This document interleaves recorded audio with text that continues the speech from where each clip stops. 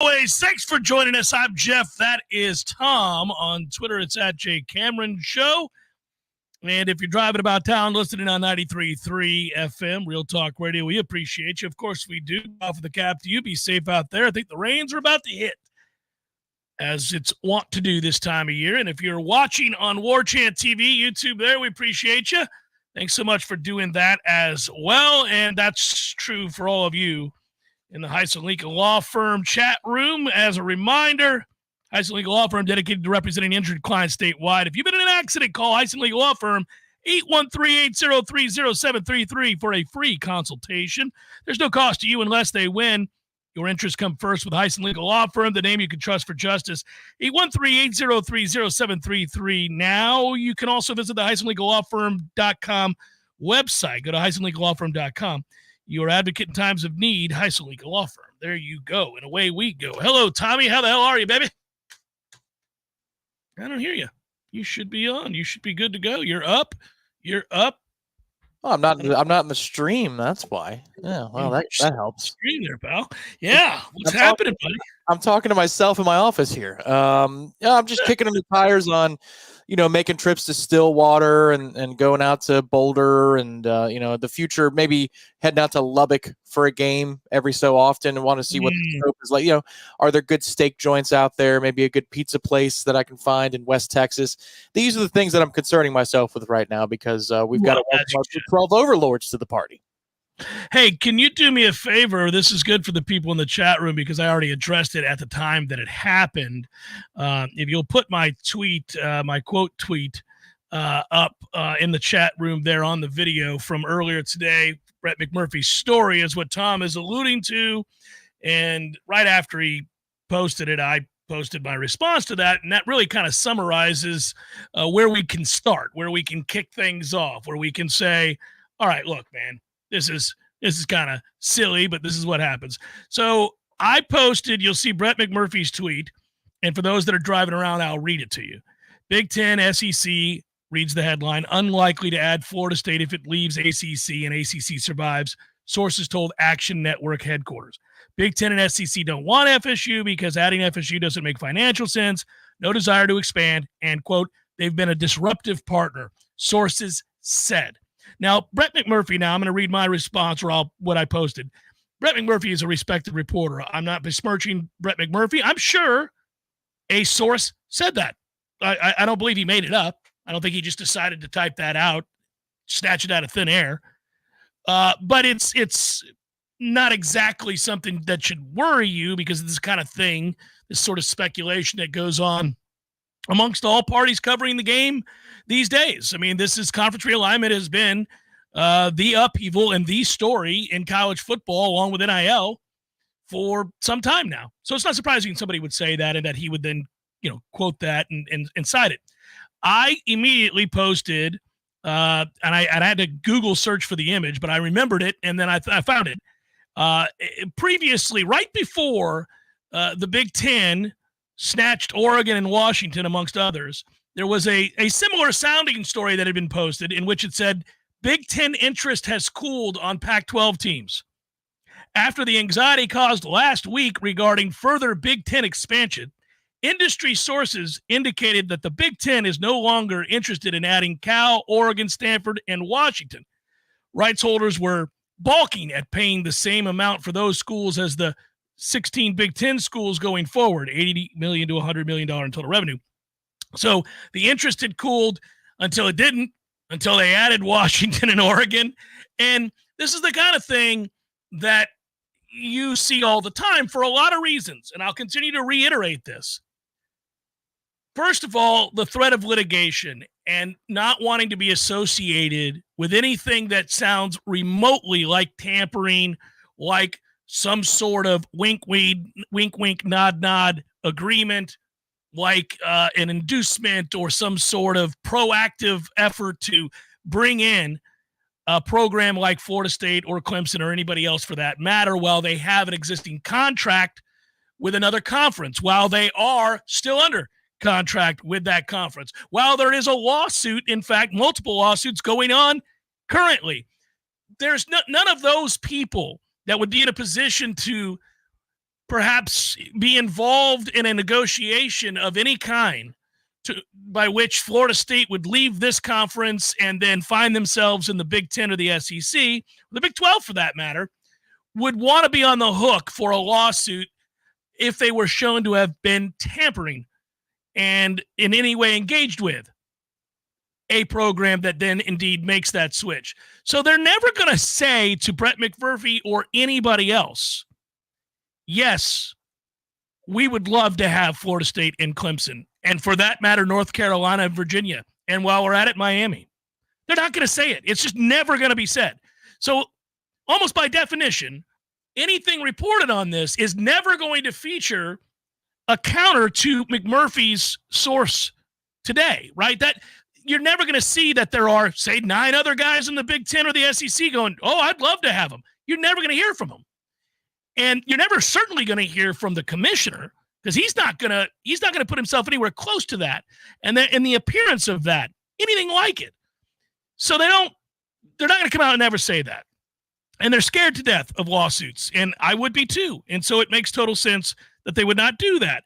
And, our talking point all along has been conference commissioners and most certainly school ADs don't have much say in this changing landscape anymore. Ironically, the more power that a Big Ten gains financially with television contracts and the SEC the same, ironically, as they grow and have more power and make more money, their presidents and athletic directors have less say in where they end up or what happens next to the conference that they're in. You recall that the talking point that the SEC did not want to expand because school presidents and athletic directors didn't want to have to share the money and give in to an even bigger piece of the pie by adding more teams. Yeah, until they didn't, until they added more teams, until seemingly out of left field, they added Texas and Oklahoma. Remember, there were promises made for years in the SEC that we would never take a team in a state in which we already had an existing member. So, you don't have to worry about it. If you're Texas A&M and you get the invite to go to the SEC and then you don't have to worry about Texas coming in. Oh, wait, you did. Turns out they turned their back on that agreement and that deal. And in fact, saw the opportunity to increase and enhance a television contract and an image and a status and decided, yeah, let's bring in Texas and Oklahoma. That was at the infuriating expense of a Texas A&M representative stomping up and down. But you said, yeah, well, sorry, we lied. What, are you going to leave? This is just kind of negotiation 101 to some extent. You're never going to say what you're really doing. I went on to point out that coaches need plausible deniability. And frequently, they're able to look directly at a camera or a reporter asking a question regarding rumors of interest from another school. So your head coach has a contract, an existing contract, and he's happy where he's at. A school of note is interested because he's done a good job, and they would want to know whether or not he's interested in perhaps leaving said school and coming to coach their school. Coach is in a position that he can't win. And so he says, I've had no conversations, no discussions whatsoever with insert your school here. Yeah, he can say that. He probably has not had any conversation with that school, but his agent has. So that's how this works. And, you'll hear that, well, it doesn't make financial sense and or we're not interested.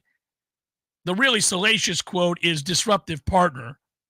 And as my colleague Ira Schafel pointed out in his tweet, we're in a business, college football that is, where there is nothing but problematic partners. It's how we got here. It's disruptive partners existed And it's what led to musical chairs. Everybody looking out for themselves is what's led to this. College football, you would say, has taken a beating because of disruptive partners and the need to make sure that they're positioned in the right spot financially moving forward. If everybody was doing what was best for college football and looking out for their brethren in the game, we would not have seen any of this. But of course, all of this has happened, and all of this has happened over and over and over again, usually within, I don't know, a year of somebody saying definitively somewhere that this, and this will not happen, and then this, and this happens. And nobody ever goes back and is like, wait a minute, but you said things changed, the information changed, the deal changed, different offers happened. And in the McMurphy article in the Action Network piece, he basically says as much. You got to go down a little bit, but eventually you get to a place where there's a quote in which somebody says, well, no, never say never. Things can change. You know, it's the ever-changing world of college football. If people left the ACC and the ACC was in disarray, and then suddenly those programs were available, then maybe they would add them. Oh, you don't say. Could have just led with that, because that's exactly what we've been talking about. Of course, nobody's going to say, we're actively trying to add so-and-so. Please sue us. No, they're not going to do that. The second things change, and that's what we're all speculating about. When and where does the change occur? How soon does the change occur? Because once it does, and Florida State, Clemson, and anybody else that is trying to leave, see North Carolina, they become free agents. And you might be able to sit here today and say, we've had no discussions with them. We're not interested. It doesn't seem to make financial sense to us. Well, yeah, as the status quo, but when things change, that changes. You think that ESPN and Disney are going to sit idly by as Fox plants flags in their backyard and scoops up, I don't know, Miami, Clemson, Florida State, and North Carolina? Yeah, I bet they would want to maybe hold on to those assets. I don't know which ones. I don't think any of us do, but we can make an educated guess based on the stature of a Florida State and where they sit amongst the popularity and television assets that we have clearly defined over time. These are all numbers that can be discerned, can be looked at, can be read through and understood. And therefore, you would say the popularity alone of a Florida State would draw keen interest from either ESPN or Fox. And are they going to sit back and wait, let the other one scoop it up, or would they be proactive? I'm going to guess that they would be proactive. I guess I could be wrong. I don't know for certain, but that too seems to be an educated guess based on the behavior and the actions we've seen financially from these two conferences previous, these two networks previous. Their actions seem to suggest that they are open for business. Big 12 is just honest about it and says it. Big 12 commissioner comes right out and just tells you from the jump, oh, no, we're not sitting idly by. We've seen the bastardization of college football and understand exactly what this is about. We're going to look out and cover our own asses. And if we can do so at the expense of our competitors, well, you best believe we can do it. Come on down. I can't wait to talk to you as soon as you're able. We'll happily have those discussions over a delightful cup of coffee and as much food as you can shovel into your pie hole. I'm here to talk to you and listen to what you have to say. We'll do it all because we're open for business in the Big 12. We know it's a sham to pretend otherwise. ACC commissioner, of course, is just holding on to his butt, hoping this thing doesn't crumble. And then, as we've described before, the teams flee like rats on a sinking ship, which is what will happen if Florida State and Clemson walk. If it happens that mediation works out and there's a number and it's a palatable number, Florida State will leave, Clemson will follow, North Carolina will follow, and you don't really have a conference, not one of any viability at that point. In regards to football, all the other sports, whatever, we can debate. Football is the only one that matters. Well, don't forget the Cobb salad. The Cobb salad is a big part of the negotiation process. I would say there's any number of ways you can go with this, but the number one thing that I thought of as I read the quotes, and the fact that it was citing mostly SEC, which is where the meetings are right now. So that's the recent quotes that Brett got. And then there's some, tangentially connected Big Ten sources who are willing to say the same thing. It's the devil's advocate. It's Keanu Reeves with that terrible fake Gainesville accent. Are we negotiating, Dad? Always. That's what's happening to me right now. It's a control of the message by the folks who are trying to pull strings from chancellors' offices and presidents of universities who are trying to drive the price down. They don't want to be played at the 11th hour by a free agent Florida State who is going to go from the big phone call to the SEC phone call. It's what we were talking about towards the end, which is towards the end of last week, which is if and when Florida State is free and clear, you're not going to get a call from just one Power 2 conference. You've already been talking to one clearly, at least one. And the commissioner of the SEC said so yesterday. Not the only phone calls I've fielded are Texas and Oklahoma. He can't help himself. So you've had talks with these particular conferences. But if and when you're a free agent, they don't want to be one-upped. They don't want to be played. And so if you can start to tilt the scales in the public to say, well, you're not even valuable. You're not even valuable. Maybe then they can get a better deal, a better circumstance for Florida State to say yes. They can drive that price down versus full share versus non-full shares at the beginning. They won't offset some of the legal costs. They won't offset some of the exit fees like they did for Texas and Oklahoma. They offset those penalty fees paid to the Big 12, did ESPN. They're trying to drive down their own costs. That's what I took from it. But then again, if you do read the article from top to bottom, there's at least 3 instances of obvious and blatant hedges by the sources themselves and by Brett himself. The code they used with the Big Ten, or sorry, with the Pac-12 that the Big Ten had used was, we don't want to be perceived as somebody who broke up another conference.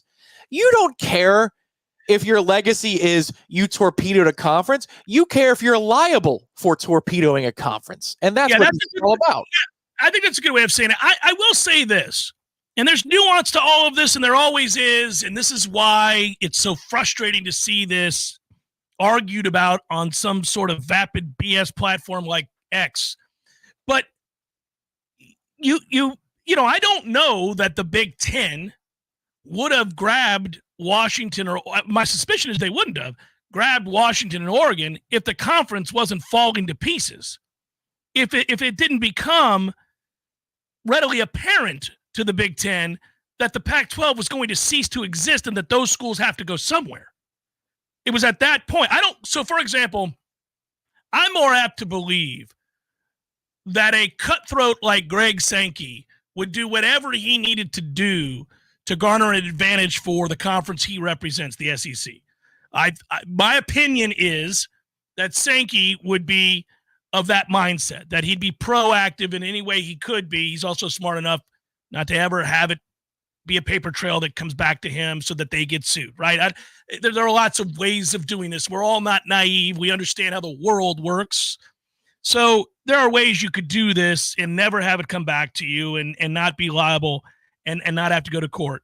And I think he would be the kind of guy that would be that way. I'm not so certain that the rest of the conference commissioners at any given time were that way until they realized he was, and that this is where this is headed.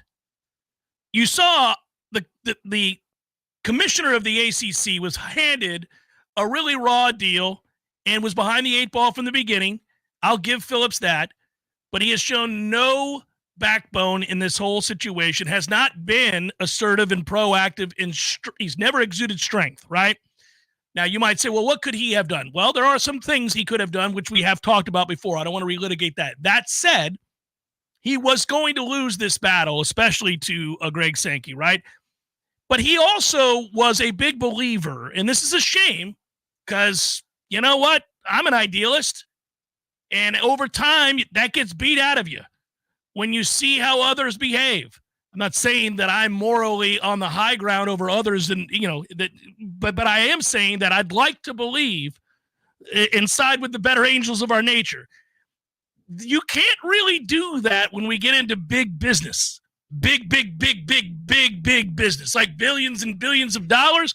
All that goes out the window. Look across any field of business, and find the giants and show me all the kindness in their hearts in the times that they realized that their actions were going to harm another company who had real employees and now might cease to exist. They didn't. They don't care. That's the world. And Jim was operating as if that wasn't the world. And he believed and got played in an alliance that was going to exist for about a week before it didn't, and that everybody was going to look out for what was best in college football. Remember the neighborhood analogy that the garbage trucks have to service all neighborhoods and that everybody has to look out for one another. And meanwhile, everybody was in a back room sipping whiskey, laughing, lighting up another cigar as they stole another program from another conference that they knew, clipped the knees out from under that conference. Like, so all of these kinds of things inform the discussion. So when you see a headline or you graze a headline that says FSU not wanted, in essence, it elicits a response. It pisses you off, and it pisses you off for a lot of reasons. The hypocrisy of it, first of all, really bothers you, right? That's the first thing that hits me is, oh, really? So FSU's the problem child, the troublesome partner, or however you'd like to describe them, as if we haven't all watched this play out right before our very eyes time and again with countless other schools and commissioners. And that would be the thing here with the Big Ten is when it came to Oregon, Washington, and Cal and Stanford, and they Washington State was rumored to be around as well, Oregon State, when they were saying the Big Ten people were putting out the message, we don't want to be the one to break up a conference, to be perceived to break up a conference. Where did UCLA and USC go? Where did they go? To what conference did they ascribe their membership when they left the Pac-12? Was it the SEC? Like, it is the same institution that torpedoed a conference by grabbing its LA properties, the biggest market they have, that says, well, we don't want to break up the conference, though. I mean, we don't want to be perceived as the ones to break up the conference. It's the same group. It's the same people. So it's all idle talk. And it reminds me of the talking points of ACC pundits, ACC school presidents that are basically implying that, well, the ACC would survive without Florida State anyway. Okay, let us walk was my answer to that. But go ahead. If it doesn't matter, let us walk. And so my retort to the Big Ten sources or the SEC sources is, let us be a free agent and see that we don't get an offer from either, or probably we're going to get one from both of your conferences. Because of course we would. We are valuable, and you're all lying until we are a free agent, because you have to do that to protect yourself. Yeah, and there are other parts of this article, quotes that we can pick apart, and one is a little aggravating, and it makes me laugh, and I'll do it next because we've gone on here, but I get why it's an emotional hot button. I get what happens, and you got to remind yourself when you're reading these things, we all do it, you kind of scan, you get a little downtime, you go through your Instagram, your Twitter, your Facebook, or whatever you do, and then this is the problem we find ourselves in. Everybody's triggered all the time and pissed off all the time because they believe a headline that is a slanted piece of garbage that has nothing to do with the substance of the conversation. All the time this happens in every walk of life. We certainly see it in our politics, but you see it now in our fandom. You see it now in our allegiances to conferences and teams and programs and players, and you see it with professional football and baseball and basketball. You see this all the time. Half-truths, intellectually dishonest conversations, purposeful misguidance. Don't do that.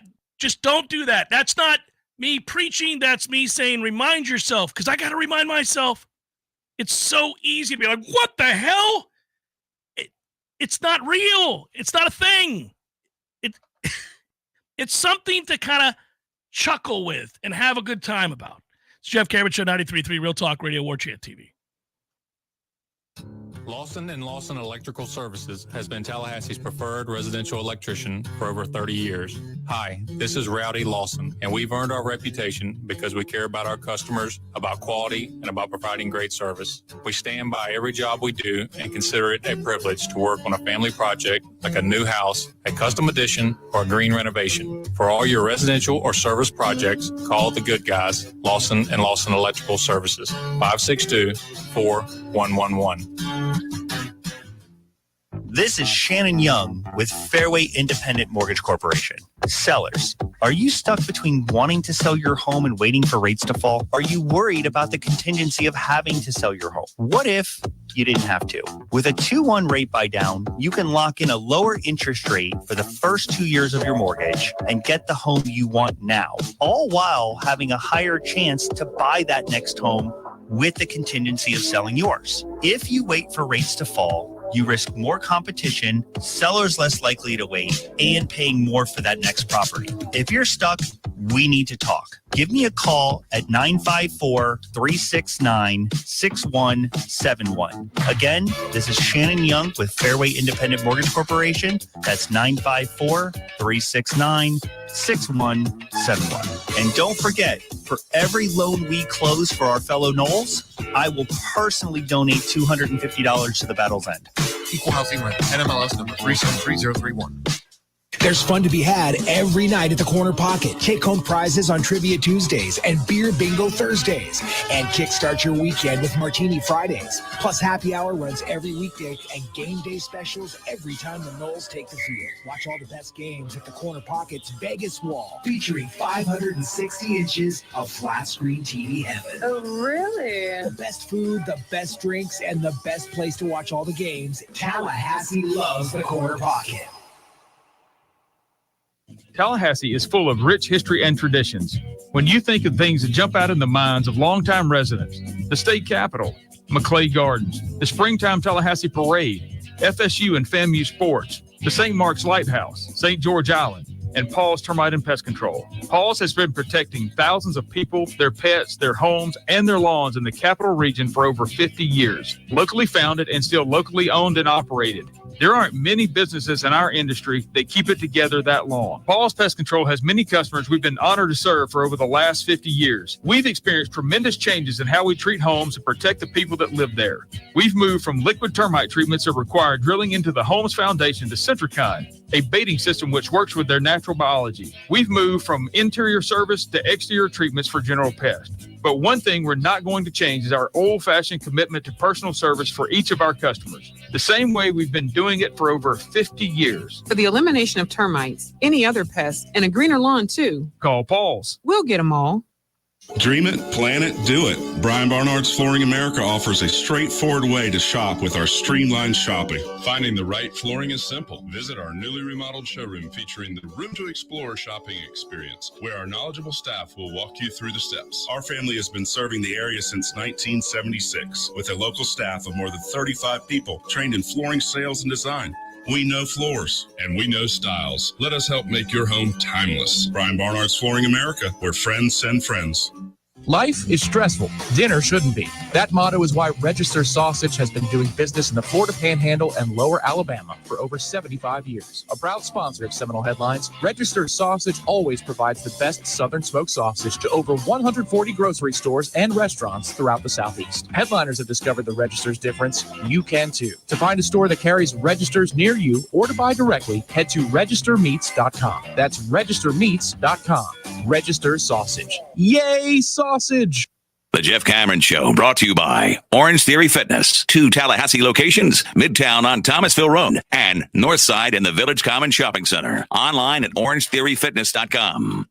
Reminder that you may be tuning in wondering, well, wait a minute. Where's Seminole Headlines? Off this week is Seminole Headlines. Corey is on a cruise with his wife and kid, and they are hanging out. We'll be back at the end of the week, so Tom and I are filling in, holding down a normal JCS slot like we're wont to do when that happens, and it's actually a fun day to do it. Happens to also be All-Star game day. I don't know if anybody noticed the shirt. Doesn't really, it's kind of small, doesn't really, but yeah, I am indeed sporting a skiing shirt. One of 3 that I've purchased recently. They've got me. The online guys got me. I just got done preaching about don't fall victim to online scams, and then I go, ooh, another skiing shirt that I like. I don't know. There's something wrong with that second letter that they printed out. What's that about? Yeah, that's right. All you could do is look. All you can do is could do. witness this greatness at 102 on the outer half. I do that a lot on my couch. That's how I celebrate over and over again. The kids laugh because I do it every time that he paints. 99, upper right-hand quadrant, barely catches the corner. I'm like, here we go, boys. There was a time where it got to with DeGrom where he started in a bat with his traditional fastball, which would be 98 to 101, and they fouled it back. It wasn't, ooh, he was on that. It's, ooh, you're dead now. That was your only chance. It's like having a closer, be one of the great closers of all time, just pitch multiple innings. It's a wonderful place to be. Yeah, you just kind of, it's funny. You're just painting, just like, ooh. When I really get excited is when he throws the slider. Everybody loves the splinker, which he calls a sinker, and he doesn't like that everybody calls it a splinker. I don't know why it bothers him. But anyhow, he says it's just a straight sinker. But he throws the slider to righties that starts behind him.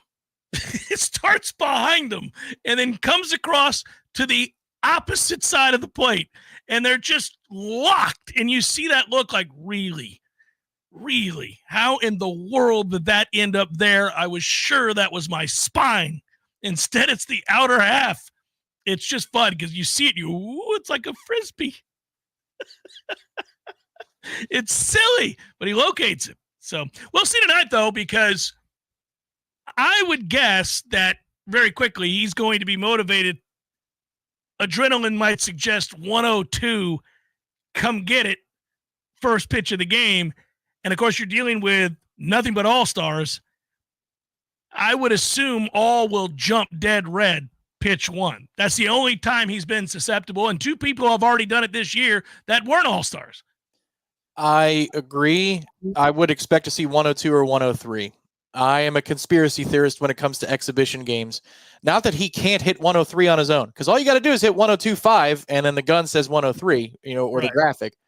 I think Major League Baseball would be very happy to see Skeens hit 103 or 104 and be able to blast that out everywhere, because this is their one opportunity in the calendar where they can just own all of it. They own there is nothing going on. So I wouldn't be surprised. Maybe 104. Who knows? 104. What a momentous occasion. Social media and all that kind of stuff.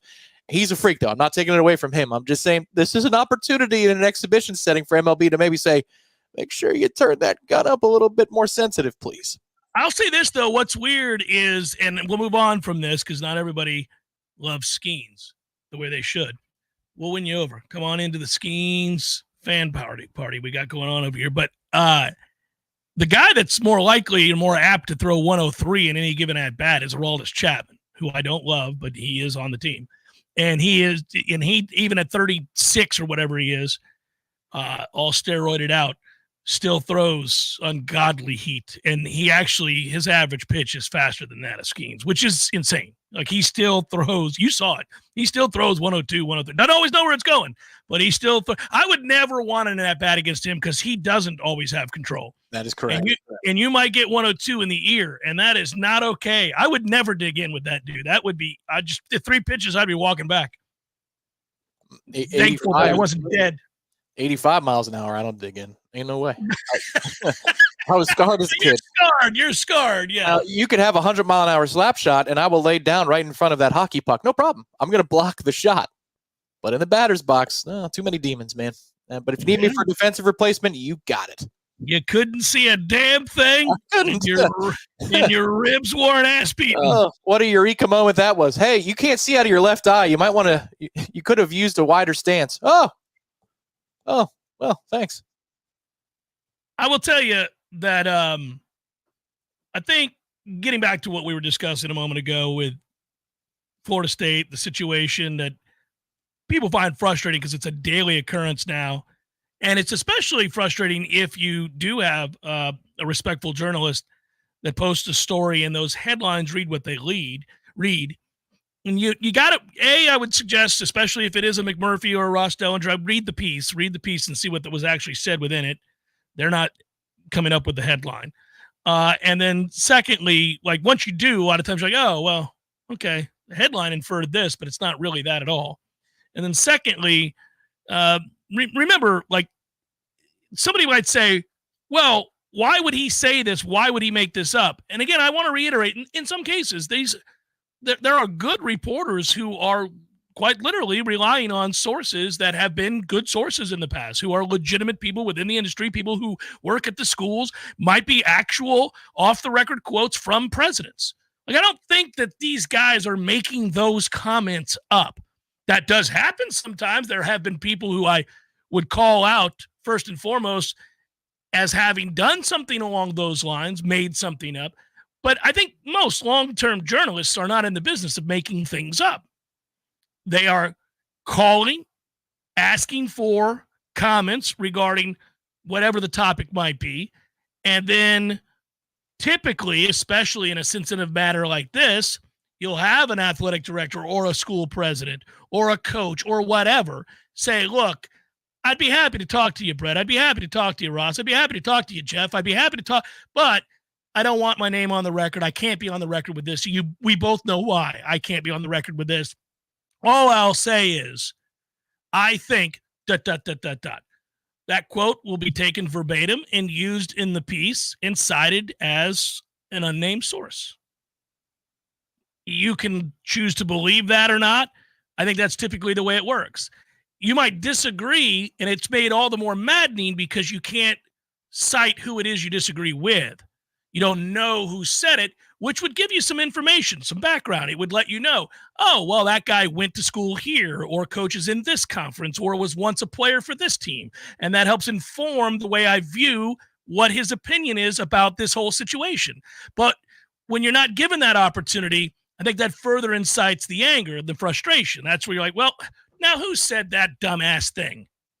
Who would be dumb enough to say this? Or also you might say, okay, sir, you can say that, and I understand why you would say it, and there's a measure of truth to what you just said because plausible deniability is necessary, but allow me to retort, except for you can't because it's a quoted article. You can't have a discussion. It's not a two-way thing. You can't then vet what that opinion was in a satisfying manner because you're not sitting across from them and you're not able to talk to them because you don't even know who the hell they are, and that is frustrating, and that further leads to aggravation. There are all kinds of reasons that we end up seeing these things that involve something we're passionate about, in this case, Florida State, and why every time you read it, it angers you more, and you can't even follow your own advice, which is to ignore this nonsense and move on. We'll know when we know. The other part of this is, look what time of year it is. Look how close we are to August the 15th. Look at previous deals. Look at other moments of upheaval in college football. It's around now. It's no coincidence to me that these stories and these rumors, if you will, about Florida State, Clemson possibly wanting to join the Big 12 or having an invite to the Big 12 or not being wanted by the SEC or the Big 10, it's no coincidence to me that that would be happening now. College football has been dormant. It's no longer dormant. We're here. The game came out yesterday. Hopefully you went to Games for Less and got it. If you didn't, race on over there off the Parkway and get it at Games for Less and say hello to my friend George. Anyhow, you got the game. You're thinking college football. The Big 12 meetings ended last week. The lovely Pac-12, which is two teams meeting over a cocktail, happened last week. The SEC media days are right now. So what do you have in a room? You have coaches, you have players, you have athletic directors, you have presidents, you have media, you have sources galore, all of whom are now talking about what? College football and the stories that interest us in college football. And since no games are being played right now, hell, no practices have begun. All you have is a hyped up, really excited group of people who are passionate about the game of college football, football in general, and their love of it and their desire to cover it and their responsibility, their payroll, all of it involved now in a way that it hasn't been for weeks and weeks and weeks and weeks and weeks. And they all gathered in a room. And at some point, some of those rooms might have ice cold beers, might see guys pontificating about a number of issues in college football. Well, what do you think comes up? The subject at hand, The subject at hand, man, is conference realignment. The crazy direction that college football has gone in the last 2 years. So it's not surprising to me that this is just suddenly, you hear people like, why is this coming up now? What's happening? Well, what's happening is people are reconvening. We're reconvening. Well, also some of those sources are so far behind, it's almost like they're living in the year 2017. Like one of the sources in this particular article was talking about FSU should work to, figure it out with the ACC themselves. That is the dumbest ass thing ever. And that was the only one that I read where I wanted to retort, but I don't, yes. Well, that's the one where if you're Brett, you leave it out. That person is detached from reality. They might, who knows? They might have forgotten to eat, the last 6 meals, thinking that, well, why am I so hungry? I had dinner. No, you forgot that you ate dinner. This keeps happening, Brett. This guy keeps forgetting to eat. So I wouldn't trust him for a quote. You just see so many of those 3-4 line quotes that are detached from reality with the AAU, which is irrelevant. They don't, it's just like the Pac-12. They didn't want to break up the conference. It's all boils down to you have a headline. There's a limiting factor in there too in the thesis, which is unless the ACC breaks apart. Which define break apart? Like you mean fold, or do you mean 4 teams leave and the best 4 teams leave? What is break apart defined as? And then the last quote is from the SEC guys as well. Look at the 16 flags or pennants in our logo. There's always room for more. So what kind of roller coaster did you just take us on? I feel like I went on the line ride from South Park, where they just get online and then they get to the end of the line, and that's the ride. Congratulations, here's your photo. The line about I don't know why Florida State just wouldn't gather, the rest of the league and work hard together to try to improve the ACC. Yeah, you do.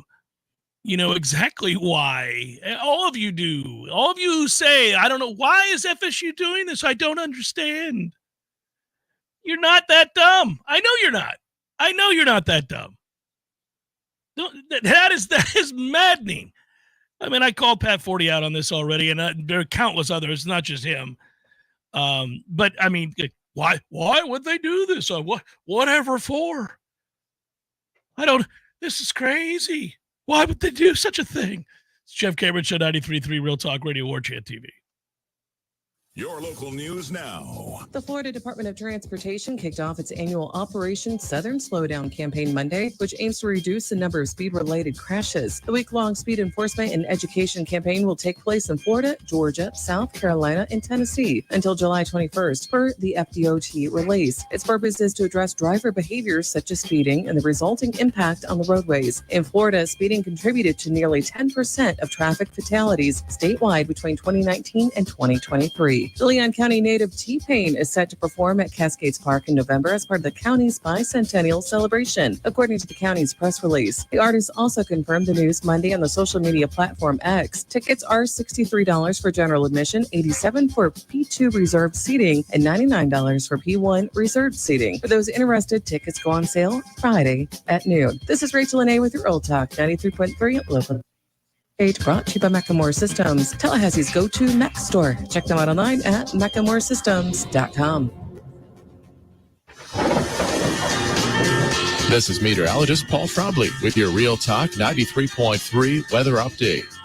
Daytime highs approaching 94 this afternoon under mainly cloudy skies with thunderstorms likely, southwest winds 5 to 10 miles per hour. Chance of thunderstorms tonight, 76. Thunderstorms likely tomorrow. High temperatures reach up to 93, partly cloudy. This report is brought to you by the Lawn Johns. For all your landscaping and lawn care needs, visit thelawnjohns.com.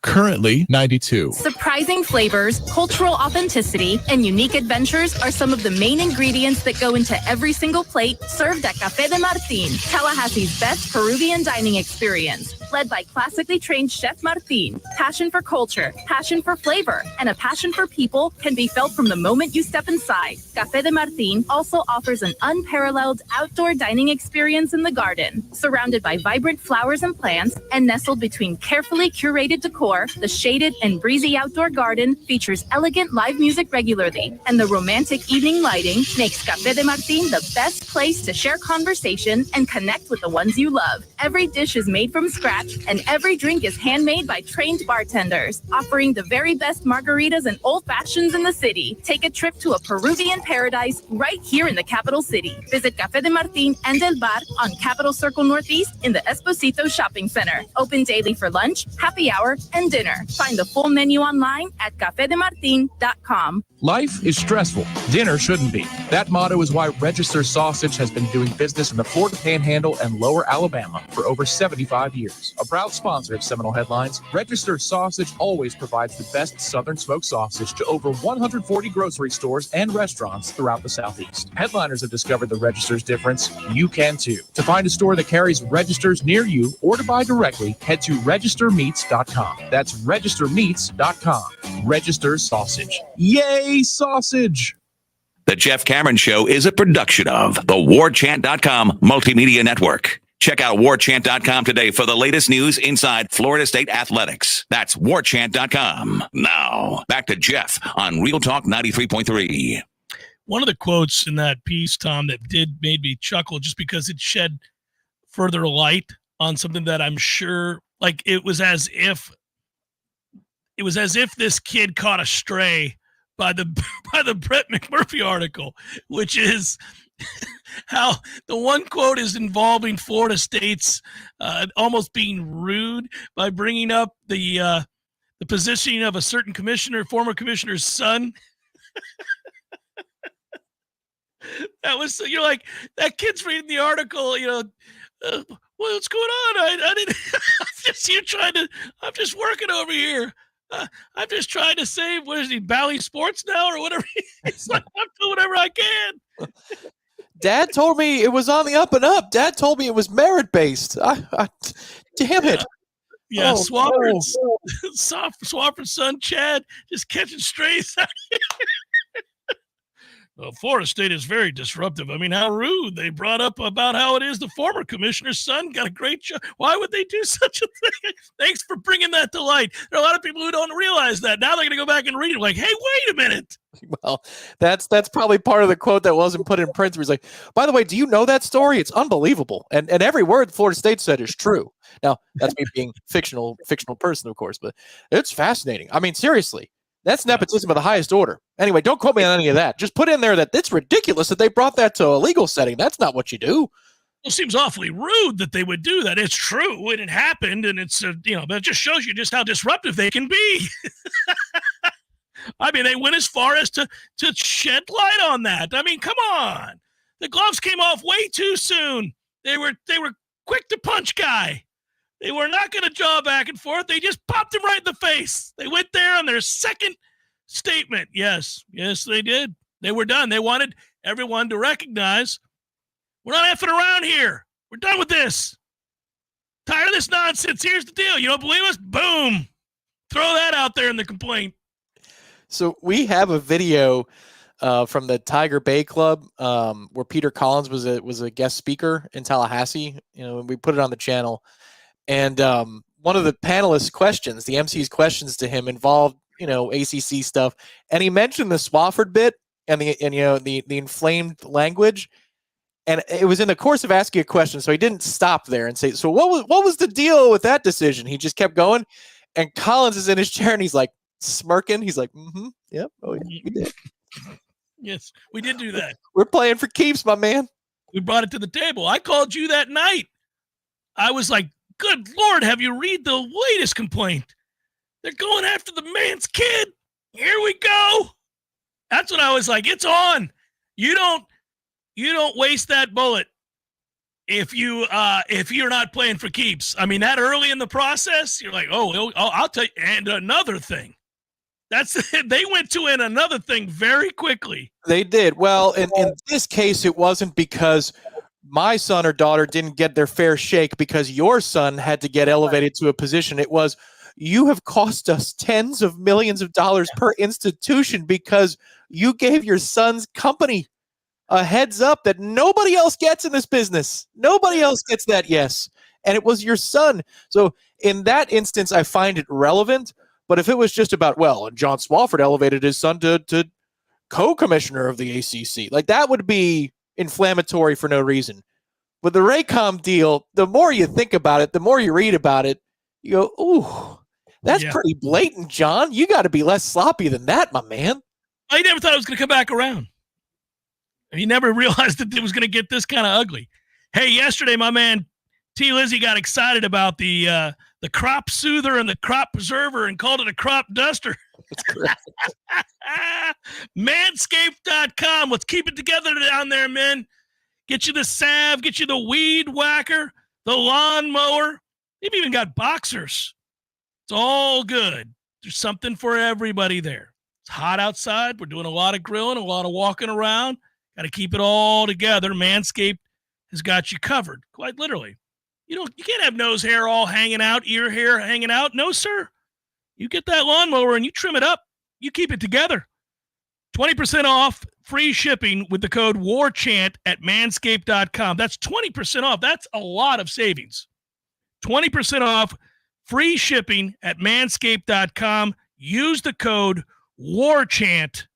WARCHANT. Manscaped.com. That's 20% off. The perfect way to get your stuff in order. That's the way I say it. Get the preserver. See, I'm thinking about life preserver now. That's how I'm going to psychologically get over this hurdle. It's the get the balm and the salve. Get the stuff. We don't want the chafage. There's lots of seasons of chafing too. Summer is different than fall. We're in chafe season 101 right now. If you got to walk any more than 50 steps, there are problems. Yeah. Let's get the preserver. Get the preserver. Manscaped.com. Use the promo code WARCHANT. Save 20% now. Hour number 2, forthcoming. Jeff Cameron Show 93.3, Real Talk Radio, and of course, Warchant TV. Hey, this is for my homeowner friends out there. Attention, Florida. Are you a victim of an auto accident? We introduce our live chat sponsor, Hyson Leaka Law Firm, dedicated to representing injured clients statewide. If you've been in an accident, call Hyson Leaka Law Firm at 813-803-0733 for a free consultation. Remember, there's no cost to you unless they win. Your interests come first with Hyson Leaka Law Firm, the name you can trust for justice. Call 813-803-0733 now or visit HysonLeakaLawFirm.com. Hyson Leaka Law Firm, your advocate in times of need. From people we represent that they shared their stories of how they were injured, either with law enforcement, insurance companies, or business owners, and they didn't believe their story. That's why you need an attorney who has your back, no matter what. An attorney who starts by believing you're telling the truth. We at Facey Brooks, we believe you. Let's talk. 850-777-7777.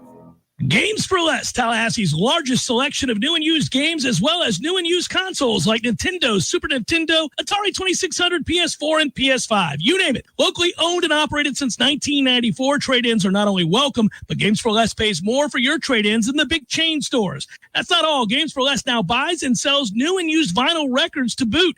George loves the Beatles, by the way. Reserve all the new releases today at Games for Less, conveniently located in the Walmart Supercenter Plaza on Appalachian Parkway. Services, conferences to call away. 222-7722. AC and electric is what we do.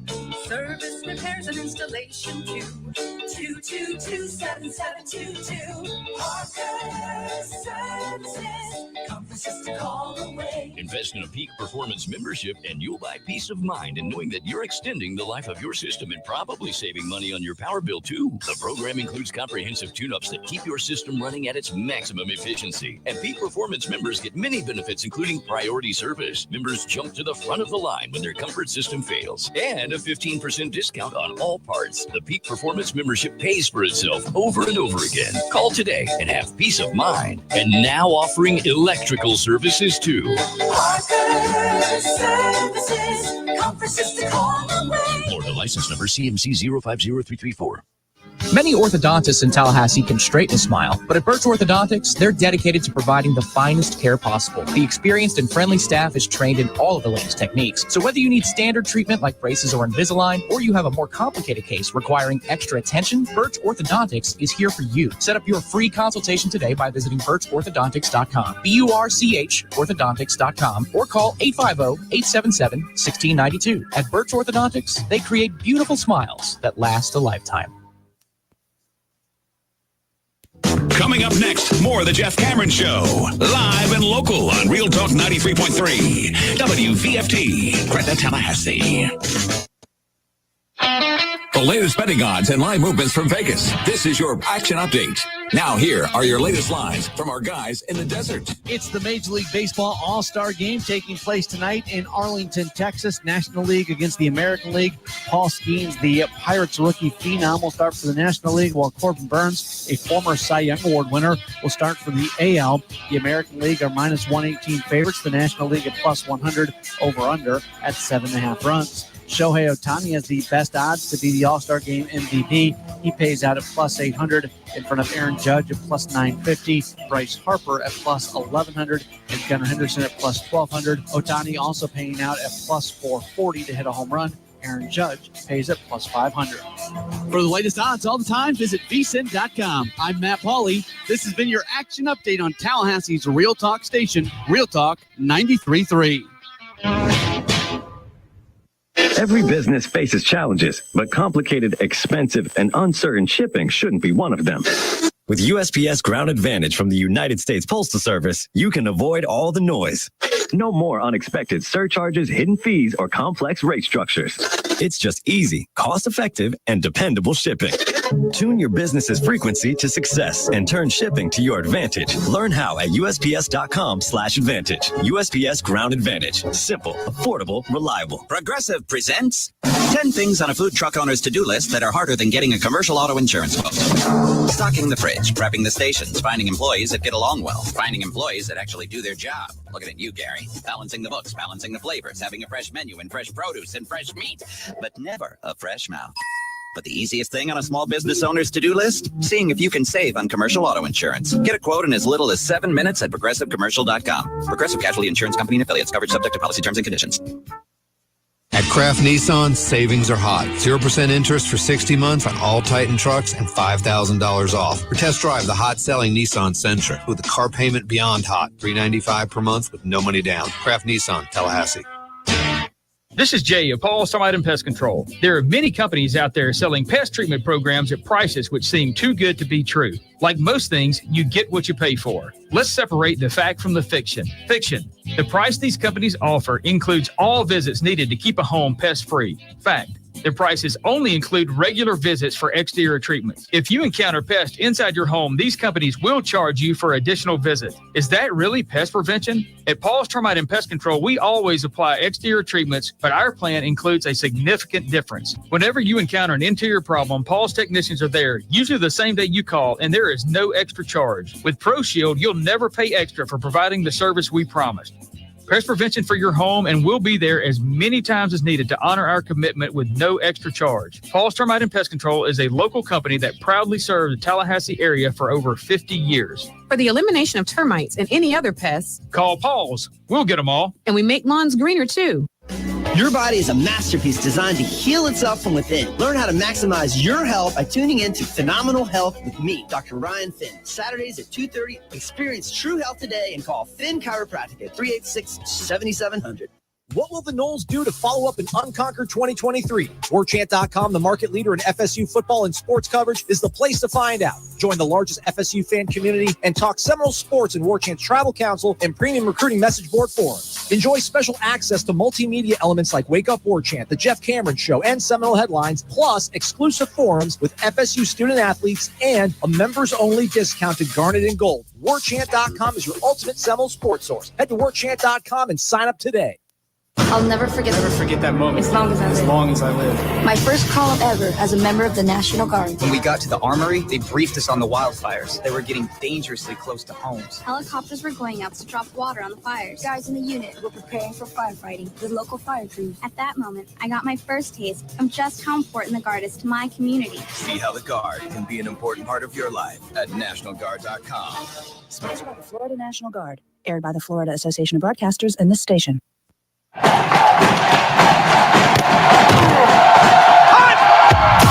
Broadcasting live from Florida's capital city, this is the Jeff Cameron Show, brought to you by Orange Theory Fitness on Real Talk 93.3. Now, stop what you're doing and listen closely. It's time for the Jeff Cameron Show in 5, 4, 3, 2, 1.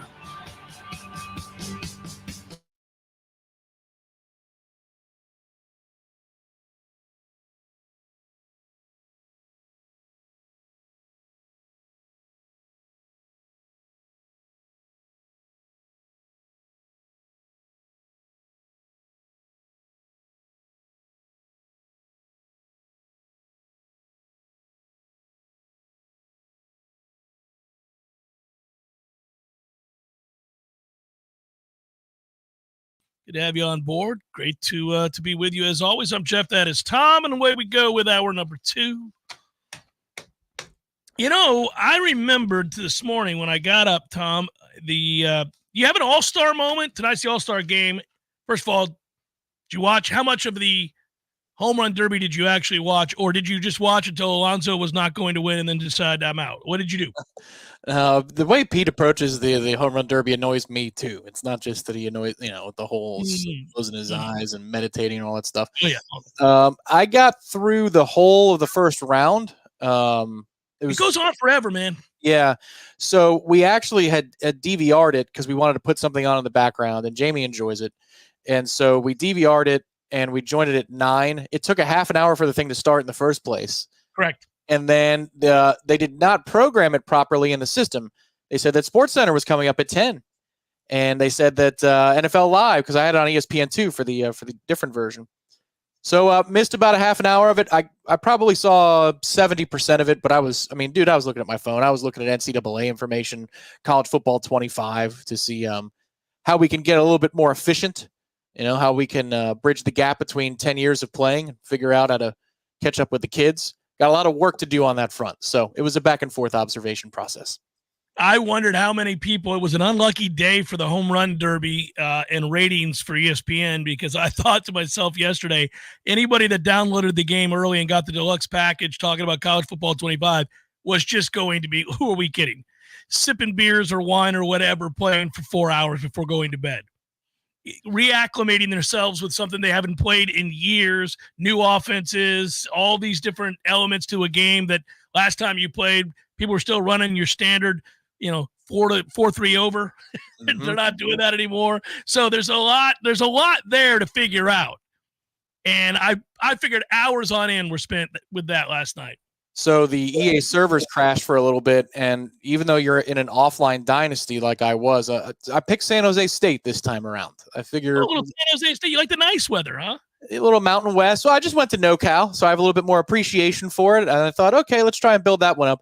I nearly on All-American level lost to an FCS team because they went God mode, but basically the trenches are almost even between those two programs because the FCS, they don't even give you a name. And then I played Air Force, and Air Force was on even footing, and I was kicking their butt. I was 3 scores up second half. Servers went down, so it didn't save. So I got a little frustrated with that, and I took a break. Yeah, and by the way, if you want a physical copy of the game, George may have it early. May already be at Games for Less. Wink, wink, nod, nod. Appalachian Parkway. Make it happen. You want to do business with those who do business with us and also do business locally.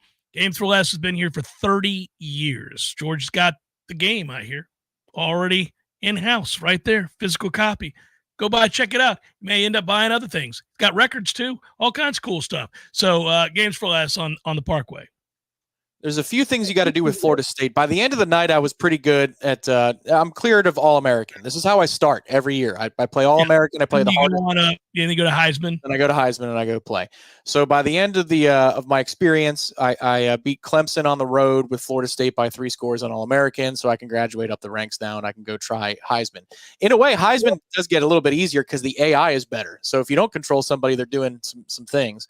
But with Florida State, there's a lot of players who aren't a part of the roster. I guess they didn't opt into the game or they weren't offered a place in the game. Hakeem Williams is not a member of the team on this current roster. TJ Ferguson is not a member of the team on the current roster. So there's some gerrymandering you need to do with the depth chart. And one of the guys who is fairly disrespected, even though I love Landon Thomas is given the same overall rating as Kyle Morlock in this game, which I found interesting. So there's some depth chart stuff with Florida State you got to play with to optimize. Left guard is the first place I would go to fix, though. Yeah, and this is what everybody's going to be doing for the productivity in this country is taking a hit amongst men 25 to 54. I promise you, this is not a good week for productivity around the house or otherwise. How many tired-ass people are at work today? Oh, then I had to fix this, and then I did this, and then I updated and maximized this, and the next thing I knew, it was 1:30 in the morning. Yeah, it can happen. I did not play the game last night. I did download the game last night. I'm actually going to go get a tangible copy from George today. There's reasons for this, but I won't get into it. So I'll have both, and I'm looking forward to it. At the same time, still locked in. So last night I watched a little bit of the baseball, and then I'm going to watch the All-Star game tonight. I woke up thinking about this morning. I was watching the All-Star game when Dave Parker made that famed throw from right field to the plate.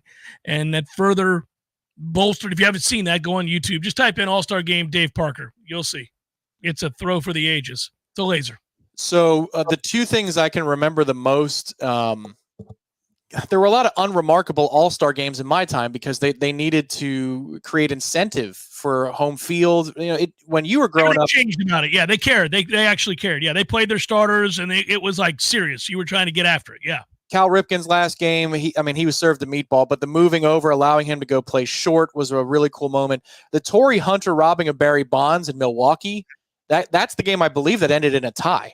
But the Torrey Hunter robbing of Barry Bonds in right center, that's the one that I remember from a position player. Then, of course, Pedro striking out the side in the height of the steroid era in Fenway Park. These are the few moments that stand out to me. But you grew up in a much, much better All-Star game era than I did.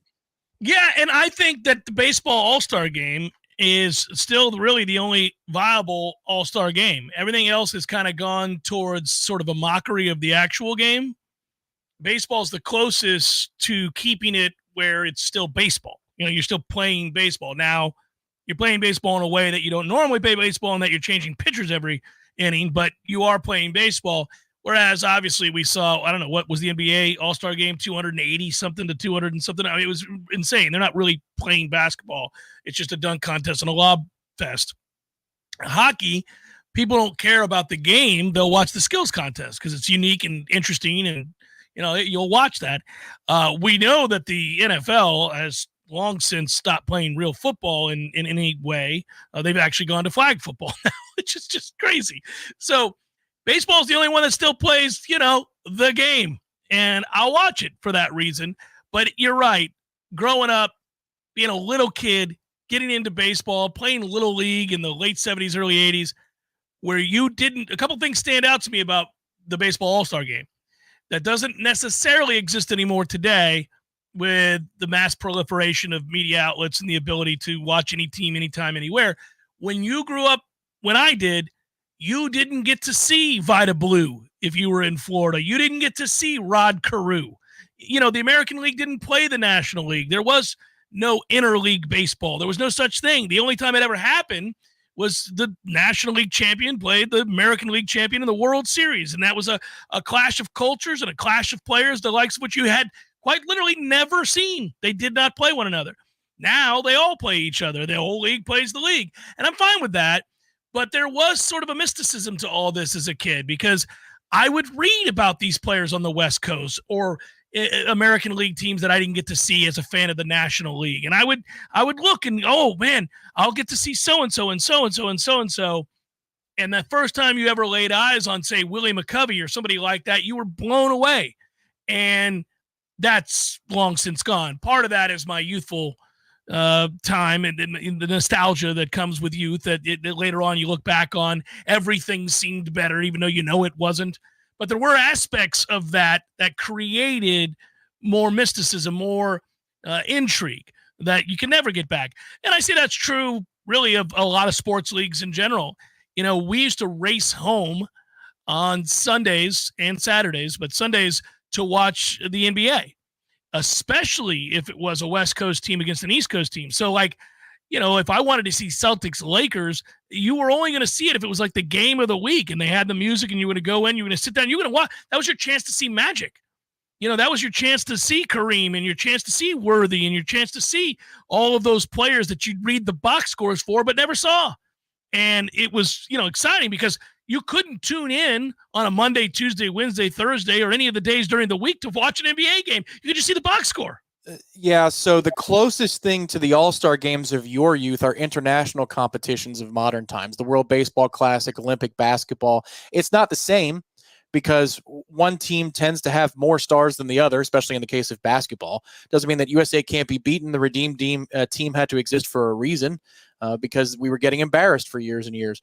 But I think that's the closest thing because, as my dad would describe it, as you would, and those All-Star games were bloody affairs. Like you would have rousing pregame speeches in either clubhouse because one league hated the other. It was crazy. Made no one conference hated the other. That was the way it was in hockey too. So now you have the World Baseball Classic and it's Ohtani versus Trout. And here it is. It's all on the line in this moment. That happened in the Midsummer Classic all the time. For a long, long time. We think that the next big Florida State story will not be about speculation as to whether they will or will not make their way into the Big Ten or the SEC, but rather another commit in the next 3 to 4 days that interests us. Not real sure if we're going to get them or not. I'm not suggesting and projecting that we will. But I think there's another 3 or 4 guys in the next 10 to 14 days that we're supposed to hear from. Yeah, there's quite a few decisions coming up. On the 21st is Vernell Brown, the UF legacy, who is still considering all state schools, Ohio State as well, in his Final Four. Now, that's another guy at the receiver position. Florida State has gone from when the last time that Vernell Brown was on campus, Florida State didn't have a commit at that position. And it was thought because of his relationship with Florida State's 2025 quarterback, Tramel Jones, that they're very close, that this would be one of their best bets, that Wiley would not commit to Florida State, that McCutcheon might, but Vernell would be the one that would really, be an anchor for that position if we could get him to say yes. Now, if he says yes, he would be the 3rd star receiver in the class. So times have changed at that particular position. But yeah, between now and I'd say about the 10th of August, so once you get in like week 2, week 3 of camp, there's quite a bit. There's quite a bit of movement coming. Florida State stands at 12 right now. I don't know if any of the other programs have gotten commits in the last 24 hours, but that was good enough for consensus class number 7 in the country as of a day ago. Darius Washington, Patrick Payton, Josh Farmer. We didn't get a chance necessarily to talk about, just briefly kind of glossed over their presence at the ACC kickoff. For those who missed it yesterday, that was the announcement. I love it. We did talk about 2 of the 3 being defensive. I'm excited for Darius Washington. I'm really excited for all these guys. These are guys that have been with the program and, adopted the culture and been pretty strong all the way through and now have an opportunity to represent. I can't believe it's this weekend that I take off for Charlotte. I'm most interested. I got asked a question this morning. I was on a show in South Florida, and the hosts, who I like a lot, were asking me questions about the mentality for Florida State. We all know what happened at the end of last year was the way they prefaced it. But is this a team playing with a chip on its shoulder, or in the modern football era where you have so many transfer portal players come in and guys who maybe weren't affected by what happened, is it just suit up, move on, play your season? And I said, well, I was more intrigued. The fans aren't going to forgive anytime soon, which I understand. But I was more intrigued with how the roster and how the team and how the coaches would address that situation. And I think this is a fair assessment, right? Mike has, deep down, Mike was hurt and is still angry. But I also know that Mike rightfully has preached the message of life's unfair.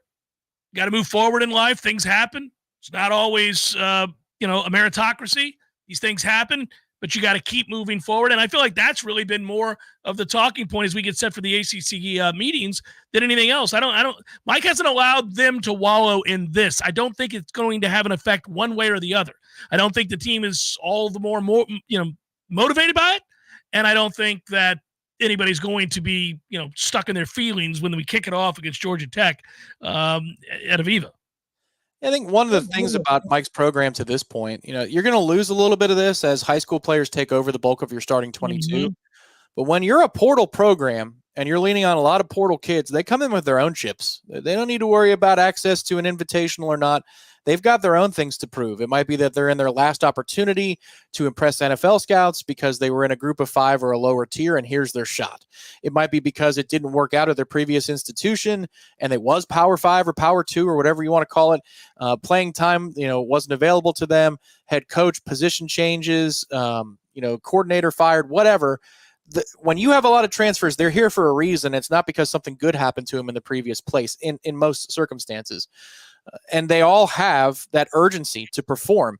So I think that would have existed independent of you get into the playoff and you go all the way last year. You get into the playoff, you get smoked in round 1.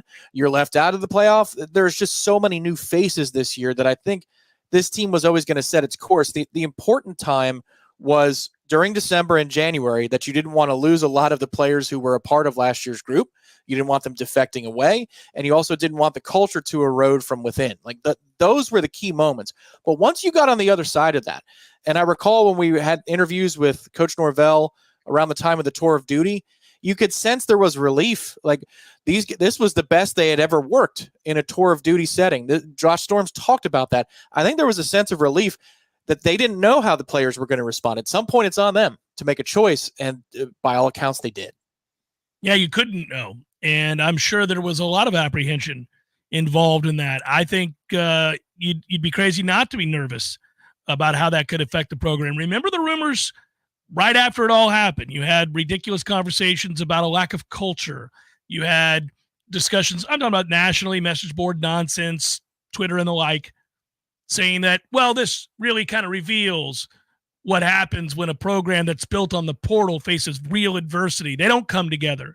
They're all mercenaries. And so you saw the way that they showed up against Georgia, like these ridiculous narratives that excluded the fact that this was an unprecedented act. And oh, by the way, almost every single player that started as the 22 for Florida State opted out of the game, conveniently ignored that part of it. But I did wonder, the only thing that resonated with me was the idea that this could have a deleterious effect on the locker room, on the program. Sure, it could. It could. To have something so great end in the manner that it did, whether that game matters in our minds and hearts or not, whether it matters that that game was the score that it was, you did wonder, would there be a hangover to the duality of A, having been snubbed, and then 2, last being seen having been beaten 63-3. And we did wonder about it. Turns out we wondered for no reason. It reminded me of the quote, most things I worry about never happen anyway. And that's kind of where we were, right? It's kind of like, well, I thought that could be a problem. Turns out it's not at all. And I really don't think it's on the minds of any of those players. What's interesting is Mike Norvell himself was faced with a choice as well. He was faced with a choice from Tuscaloosa. So in a way, just like a player would receive a phone call from an interested party, even though his name's not in the transfer portal, tampering is allowed, or tampering is not punished. We should put it that way. No. Mike had his moment too, where he had to make a choice. Do I believe that Florida State is on a path, despite Brett McMurphy's objections, towards Power 2 autonomy, where we can compete with infrastructure, and I don't have to go back to the same 20 people and put them in a room and ask them to re-up again and again and again? Can we get on that assembly line? And I think if the answer was no, or he believed the answer to be no, we'll see what shakes out. But if he believed the answer to be no, there's no path for Florida State out of the ACC, I don't know that he would have stuck around here. That's a pretty good job that came calling his way. Yeah, there were factors that would make you not want that job, but there were many more factors perhaps that would make you absolutely say yes to that job. I said at the time, and I'll say it again and reiterate here, to me, there's no way Mike Norvell remains at Florida State if he didn't believe there was a path out of here, out of the ACC meeting for the program. I don't think any coach with the opportunity to be at the helm of an Alabama would stay at Florida State if Florida State was destined to be in the ACC for the next 12 years. You know, if that were the case, I just don't think he would do it. Even if he wanted to, I think he would opt for the more certain opportunity to compete for a national title annually. I mean, you reach a certain point in your coaching career where you are now at a place. You're at a blue blood place. You're at a place where you can win national championships. It's like you may love being the head coach of. I always pick on him, and I don't know why. You might love being the coach at Temple. But when the opportunity comes for you to be able to coach somewhere where you actually could win the national title, and that's something you've dreamt of, to coach at the highest level and achieve at the highest level, you can love the area, the school, the people, the students, the players, the administration. You're going to rest your head on that pillow that night and think, I've always dreamt of winning a national title, and I simply cannot do that at Temple, and I'm going to have to leave. Now, if that's not your goal, maybe you have other things to think about and the pro-con list changes. But if it is, you're going to choose the school that gives you the chance to do it. I think Mike Norvell is very motivated to win a national championship. And on that front, he likes what he's built. He does love the culture here. I do believe he loves being at Florida State. I think he gets along with the administration, and I think he understands that they're all in. And the chance to win and win big here is good. But he would also understand that if Florida State were to stay in this conference for a prolonged period of time, the chances annually for Florida State to compete to win a national title would begin to diminish rapidly. You'd have about another year or two where that would probably be the case, that you could compete at that level, and then it's going bye-bye. You're going to win fewer and fewer of the wars of personnel, staff, and facility the longer you stay here. Jeff Cameron Show, 93.3, Real Talk Radio, and Warchant TV. Every journey starts with a first step, a daring step. But what they don't say about first steps is that you have to keep going, taking step after step, and eventually you take a big leap, accomplishing more than you ever thought possible. After 57 years, Tallahassee Community College is soaring even higher, and we're now officially Tallahassee State College. We invite you to take a step and visit Tallahassee State College. Learn more at tsc.fl.edu. Dude, that's quality radio right there. Tell us how you really feel. Sorry, man. I'm just so tired. And why do we think we're tired? Oh, I haven't made the grassroots coffee yet. Yep, grassroots coffee. Tastes even better than it smells. Roasted to perfection. And so many blends and single origin coffees. You can have a different tasting coffee every day of the week. You can order directly from grassrootscoffee.com. And with a Grassroots Coffee subscription, you'll never run out of your favorite brew. Locally owned, locally roasted for everyone and loved everywhere. That's Grassroots Coffee. Dream it, plan it, do it. Brian Barnard's Flooring America offers a straightforward way to shop with our streamlined shopping. Finding the right flooring is simple. Visit our newly remodeled showroom featuring the Room to Explore shopping experience, where our knowledgeable staff will walk you through the steps. Our family has been serving the area since 1976 with a local staff of more than 35 people trained in flooring sales and design. We know floors. And we know styles. Let us help make your home timeless. Brian Barnard's Flooring America, where friends send friends. Hey, let me tell you about my friends at Tried and True Consulting, a Seminole-owned business that specializes in payments and business solutions. Tried and True's core expertise includes card, ACH, point of sale, mobile, e-commerce, and hosted payment solutions. Tried and True will help you reduce costs and increase your bottom line. That always sounds nice. Whether you're a retailer, restaurant, licensed professional, or service industry, Tried and True is saving you money. Tried and True's expertise extends to payroll, video menu ad boards, IT services, web design, and social media. It's time to make one call and tell the competition to take it on down the road. Call Don or Joe today at 844-464-6653. That's 464-6653. When you do business with Tried and True, they contribute 10% of the net revenue to the Battle's End. So go Tried and True today. Call 844-464-6653. Cannonball! I call Swain Pools and Spas. Now I'm soaking up the fun when I want to.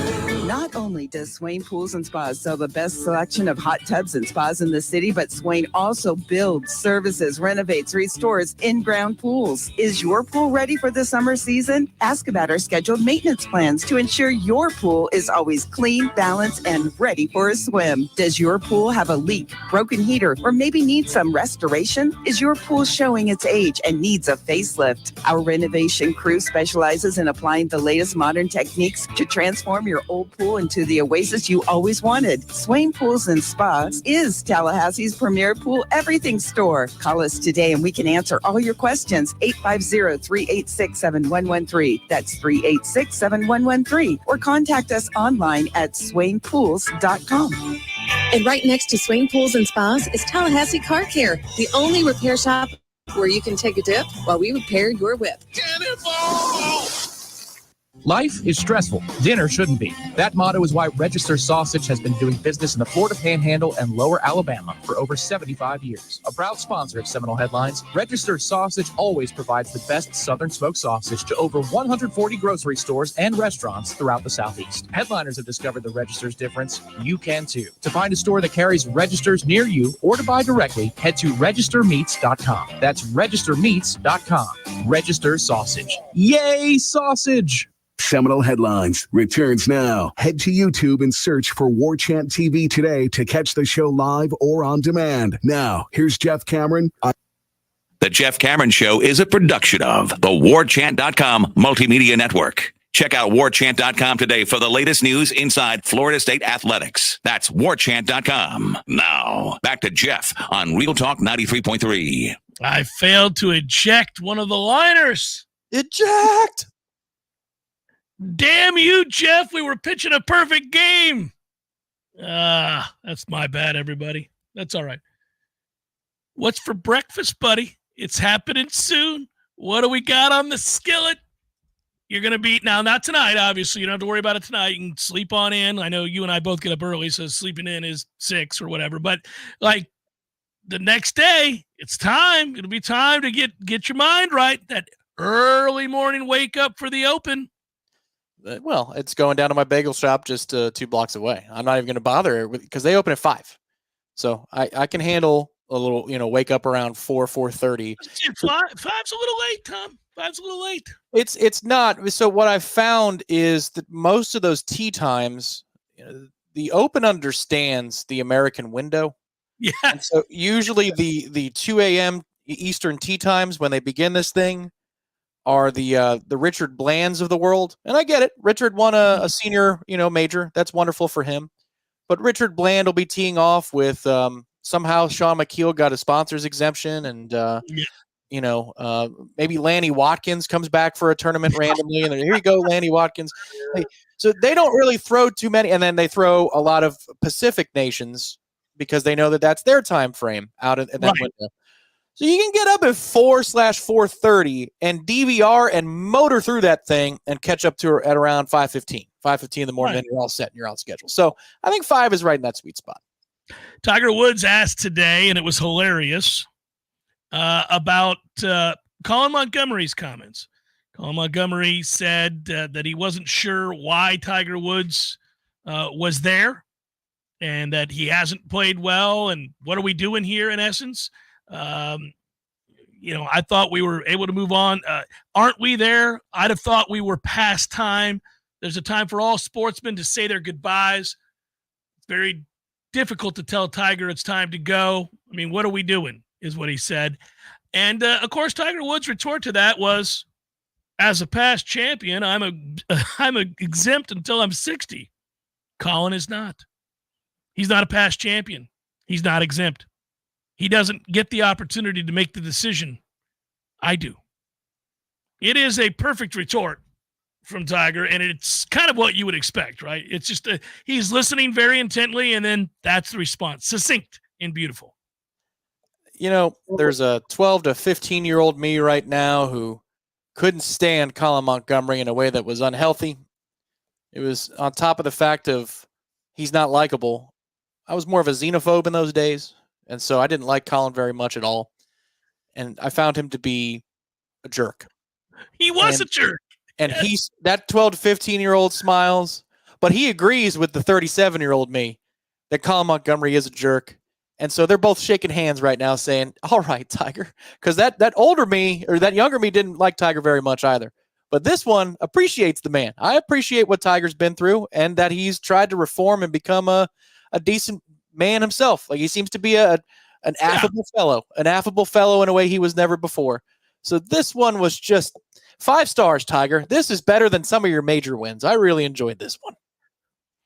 You talk about, most of the time when we talk about players who screw up or managers who screw up or owners who screw up or whomever it is that screws up in the sports world and the media pounces upon it and we're forced to scurry and gather the Jeff Cameron Show PR firm in whatever way possible. We always normally cite the simplest of things, right? The more direct and obvious things. I've always said for a lot of the athletes that we've represented, the Jeff Cameron Show PR firm, you don't have to search deep into the collection of placards to find the right answer. You just got to find the one that says, I'm sorry, I screwed up. Or the next one is usually one to offer up pretty quickly before you say whatever it is that is dumb and going to elicit a negative response and possibly ostracizing yourself from the community. Say whatever it is you're thinking out loud and tell yourself, how will that play? So whatever the thought is, say it. Say it loud, not in front of a camera or a mic, but to yourself in the car on the way over. If you get asked about it, what are you going to say? Say that out loud. It has a way of maybe ringing more true to you when you say it out loud, as opposed to have it being a fleeting thought before you take a right or whatever it is. How is it that Colin Montgomery, who's never won a major of any kind, and has in fact been in a position to do so more than once, only to choke in the grandest fashion, and at one time did indeed create formidable enemies of the gallery in the States? Now, I know this is the British Open, so he had the protection of his countrymen, but how is it that you would get asked that question and think that's the response you should give? That you should tell a 15-time major winner, it's time for you to go home. What are we doing? Why are you here? You dumbass. Say that out loud. Well, that's because of the pulpit he has and the media that he is representing at the time. But I wonder, there's a part of you that agrees with him, correct? That agrees with Colin? Oh, there's a part of me that thinks it's unwise of Tiger to continue to go out there and either not be able to complete 4 rounds of golf or miss the cut by a wide margin. Now, I don't think this is the event that he should bow out of sooner rather than later. The U.S. Open, perhaps, and a couple of others. There are tracks for the PGA Championship that he cannot compete on. But he can compete at Augusta for as long as he'd like. And I think the British Open is one of those tournaments that he could pull a Tom Watson in the remainder of his competitive golf playing days, whatever they are. He could pull a Tom Watson at 59, and he's not even close to 59, and compete at a place like an Open Championship like Troon, because you can hit stinger all day and plot your way around the course and put yourself in a position. Then it's just a matter of whether or not you're making putts. Like, this isn't one of those situations where you're hiking Mount Everest over the course of 4 days like it is at Augusta. Even though there's familiarity with Augusta and it doesn't require great length, there's a physical tax that a guy like Tiger might have a hard time with as he ages. Whereas, I mean, most of these Open courses, expanse, wide open, just stinger your way around the joint. And he still can at the distance that he played, years and years ago. The concern is the temperature. But when you get to the greens, there are the pros and the cons. U.S. Open is just bad for him all the way around. Bad. Not good. Yeah. The Open Championship, what you're talking about, the length of the courses, the nature with which you play fits his game. You just hit stingers or you hit low 3-woods and you let it run all day. You don't have to RPM this thing to carry the ball 305 on the fly. Then you get to the greens and they're slower and they're flatter because you're in windier terrains. They can't be 12 or 13 on the stent meter. They got to be like 10s. So that helps you as well. Steadies your hand for you almost. I wouldn't be opposed to him just saying that, look, I'm going to play 5 events a year and I'll play a PGA every once in a while that I feel the PGA setup fits my game and fits my profile. I'm out on the U.S. Open, and you're going to see me at Augusta, and you're going to see me at the Open for as long as I can play, and several other events. Yeah, he doesn't even really need to announce that. I mean, I guess people want him to, but I think that it's probably going to be like that. I mean, he's bowing out of more and more of these events that he's had invites to. And oddly, he's been in it. You know, people forget this because we remember the times that he couldn't finish an event because physically he gave out or wore out, and we've seen him haggardly walk off the last green that he played looking like death, and you think, oh, man, it's over. But there have been other moments where he made the cut, looked competitive, might have finished 32nd, but was not making a fool of himself. He was still competitive, still able to shape it, and still able to provide some excitement and competitive juices flowing, the gallery loving him, whatever it might be. I think the Open, so long as it's not bitterly cold and his knees are giving out and his back isn't working, I mean, stinger your way around this thing and work. His hands have always been amazing. He's always had hands touched by God. I mean, he could do things with a golf ball that didn't always involve the full swing. He could do things from certain lies and certain angles that very few in the history of the game ever have. And that kind of creativity and ability to keep the ball low out of the wind has always been something that he could fall back on. A lot of times when a guy's swinging it poorly, you have a stock shot. Tiger's stock shot is that stinger if he ever wants it. In fact, we've complained over the years that perhaps pride and ego got in the way of him not falling back on that more, where he just decide, oh, I'm going to play it straight up. Man, don't do that. Your stinger is the bomb. Watching him hit that shot is probably the most satisfying shot he hits in the bag. It is. The one thing that I've heard about that shot is it's the one that takes the most tax out of his lower back because of the technique he uses. But he's gotten I feel like he's a better driver accuracy wise of the golf ball now than he was in his heyday. I mean, he's not trying to swing out of his shoes. It's amazing. It's controlled and it still carries farther than, at minimum one of his 2 playing partners on a Thursday and a Friday. Like, he routinely outdrives the guys he's with. So that's the distance is not the problem. It's the course, it's the temperature, and by that the course I mean the layout of the course. Yeah. And it's the lack of reps. But he can, I mean, look, I'm of the mindset that whatever Phil Mickelson can do, Tiger Woods can do better. And Phil just got done winning a major a few years ago. Yeah. I think Tiger can be the oldest man to win a major. In fact, I'm certain of it. Even with his body issues that he has, his health issues, he can do, he's unbelievable. And there are several tournaments that reward an agelessness. And this is one of them. Whatever one man can do, another can do. It's Jeff Cameron Show, 93.3 Real Talk Radio, Warchant TV. Your local news now. More electric buses are coming to the streets of Tallahassee thanks to an $11 million grant from the Federal Transit Administration. The grant will help add 8 new electric buses to the city's fleet with equipment needed to charge the buses. 6 of those buses will be battery electric vehicles, while 2 of them will be paratransit buses. In addition to helping the environment, the city hopes this new infrastructure will provide additional job opportunities for the community. A man was found floating in the Flint River at around noon on Sunday. He was identified as 62-year-old Jeffrey Bernard Little of Bainbridge. His body was recovered just south of the boat basin in Bainbridge at around 1:10 p.m. The cause of death is believed to be a drowning, and the body was in the river for a couple of days. Little's body is currently at the GBI Crime Lab in Macon and is waiting an autopsy. No foul play is suspected at this time, but Bainbridge Public Safety, the Decatur County Coroner's Office, and the Department of Natural Resources are actively investigating. This is Rachel Anay with Rural Talk 93.3 Local News Update, brought to you by Macklemore Systems, Tallahassee's go-to Mac store. Check them out online at MaclemoreSystems.com.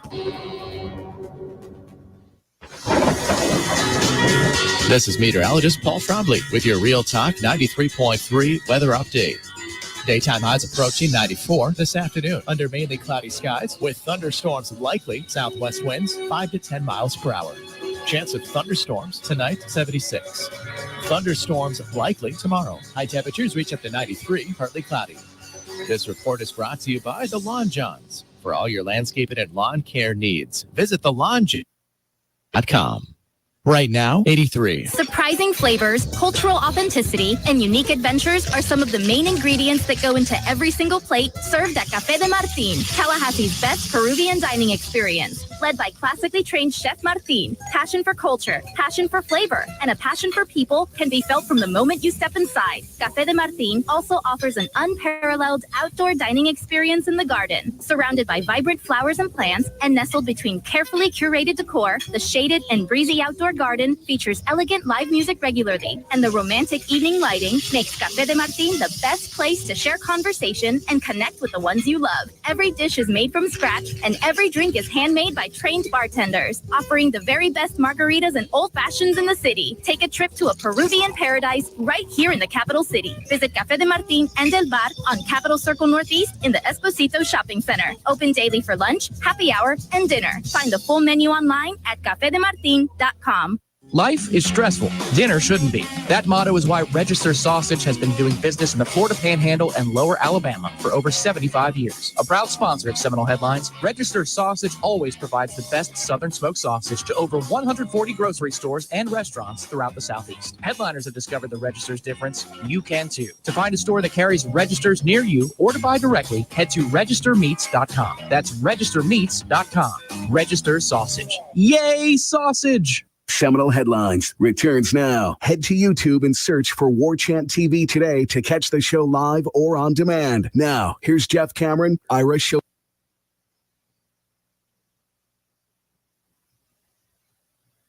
The Jeff Cameron Show, brought to you by Orange Theory Fitness. 2 Tallahassee locations, Midtown on Thomasville Road and Northside in the Village Common Shopping Center. Online at orangetheoryfitness.com. It snuck around me. I don't know. I didn't even see it up on the board there, Tom. I was looking. I was like, oh, no, we're good here. What the hell do I know? They're in the last 15 minutes anyhow. It'll be all right. Very sneaky, sir. Sneaky, sneaky. I don't know why that scene made me laugh so hard the first time I saw it. Man, where did you come from? In a battle of who has more range as an actor, Turturro or Gary Oldman, who you got? Oh, that's good. Probably got to say Gary Oldman still, but that's a worthy competitor, sir. It is. It is.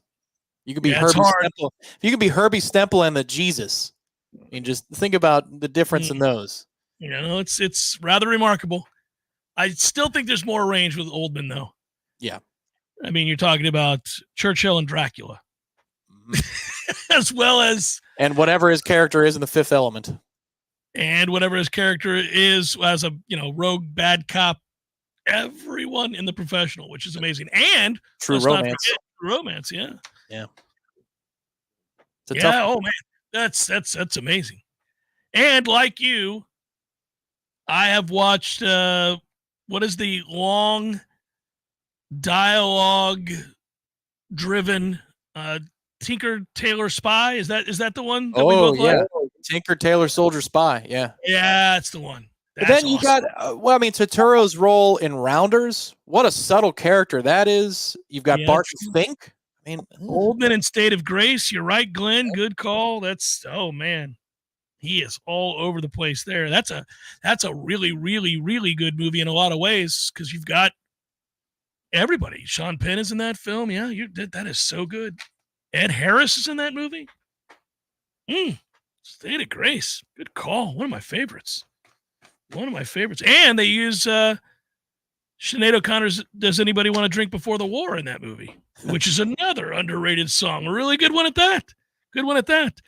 Go see my friends at Tried and True Consulting. They've got an ad program, and it will give you the much-needed boost that you're looking to use to expose your company and provide services to more people. That's true. Whether you have the space or need to sell more businesses, the program may be just right for you. The ideal business for this is for the free ad board would include a dental office, for example, a medical office of any kind, really, the waiting room area, auto repair shops, dealerships, and the like, where you have ready-made televisions, community banks, therefore restaurants and bars, retail location with an open space. There you see on the screen, if you're watching on Warchant TV, the QR code. 10% of the net revenue as made by the company that is Tried and True Consulting will go to the Battle's End. 10%. That's a good thing. I would highly suggest you reach out to my friends at Tried and True Consulting. Scan that code, kiddos. Scan it, or dial 844-464-5653. There you go. There you go. So baseball tonight, I look forward to it. I will watch the totality of the All-Star game in all likelihood and just count the days till soon, they A, start back up. We get a full slate of Major League Baseball, and B, we are in earnest covering practice. And I was asked about what I thought the team would do today. I've been on more shows lately for preview purposes. I love these kinds of shows because I like to get a sense of what the region, wherever the host is, or wherever the radio station is, the nature of the questions, how, what the angle of the questions kind of tell you what that area is thinking, what that fan base is thinking about what Florida State is or is not. And some people are locked in on that, and other people kind of are clueless. And it's interesting. A lot of people don't know what to make of Florida State this year. That's the sense that I'm getting. I've been on 4 shows in 2 days, and in every case, I get a sense that the hosts, and these are people that I respect, or I wouldn't say yes and go on their show. The hosts have been sort of these are logical people that cover the game, that cover more than just their local team. They're like us. They care about all of the sport, and they're all kind of really intrigued. Sort of, hey man, I guess it's known now that Mike Norvell's a really good coach. We don't have to ask you about that anymore. We know the answer to that. He is. Period. That's friend or foe. You would have to agree he's proven to be a very good coach. So that's no longer in the coffers. You can't reach back and grab that one. So what do you grab? Well, you latch on to how does Florida State respond to the screw job of last year. And then from there, if you don't grab onto that, you ask, well, what's the key to the season? And oh, by the way, just happened to notice, because I'm about to interview you, Jeff, that's not an easy schedule. A lot of the guys pulling up that talking point are all kind of like, hey, now that I look at it, that ain't easy. And you're right. A lot of people think Memphis is going to be the representative in the group of 5. That they're going to be the team that makes it to the postseason because somebody's got to from the group of 5, and most people think it's going to be Memphis. A lot of people think it's going to be Memphis. I won't say most. They might be right. A lot of people already understand that SMU is very, very good, and Florida State plays that game on the road, and that will be their Super Bowl. That you have to go to Miami, that you host Clemson, that even though it's not an ACC game, you're on the road against Notre Dame. And who knows what Florida is? They're not devoid of talent. They've got talent. Now, they may be beaten down and beleaguered by then, but they've got good players. If you don't play well, you can lose. So all of a sudden, what you recognize about the schedule is that, I don't know, there's no fewer than, 6 losable games? Florida State won't lose those games. They won't lose all those games. I'd be very surprised if Florida State didn't win 10 games this year. But in the losable category, I think you're very easily reaching 6 or 7 games that are losable.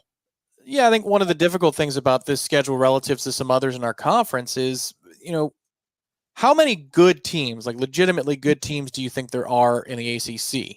And for me, the answer is probably 5, maybe 6, if you're really, if some things fall together for another program.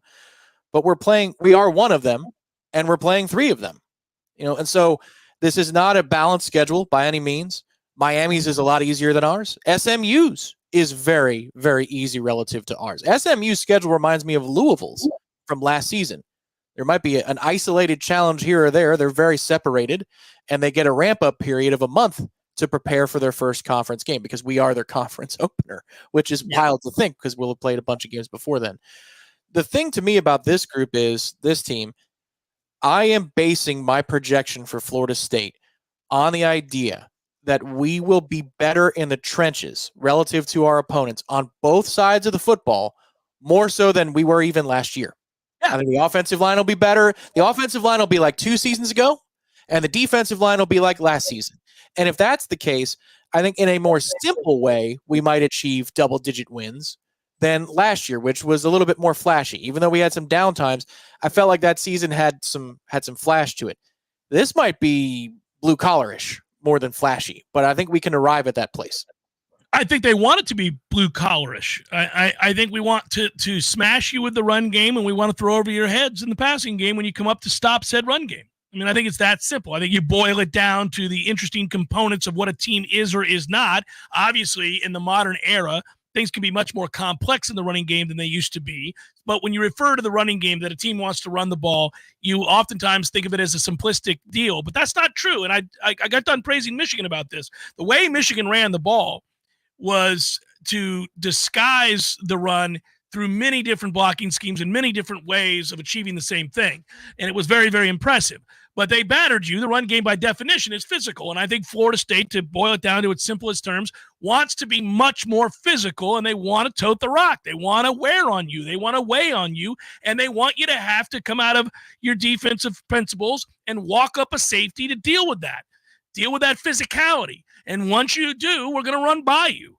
And I think that, and once again, in the simplest terms, there'll be a lot more complexity to this, but in the simplest terms of an offense that wants to throw the ball down the field, it's as simple as this. Can you get to where you're throwing off a play action?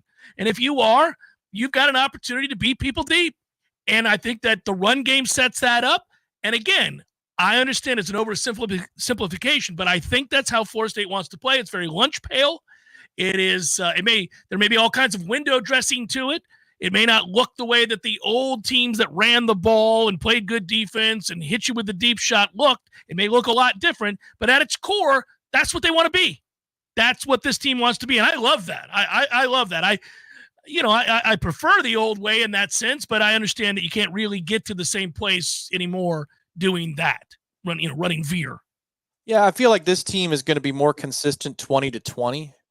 They're going to be able to achieve more first downs, fewer explosive plays, because teams are going to, show and prove to me that you can run at me first before I allow Malik Benson to be on one-on-one, before I allow for you to get Jalen Lucas isolated in a matchup and DJ just throws the ball as far as he can. Show me you can run the ball, right. Show me you can run the ball.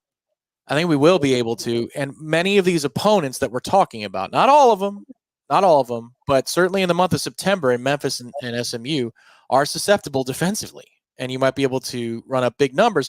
But what we're going to run into here is, again, situations, which is where the game is defined. We might be able to run the ball very well between the 20s. Now get into the red zone.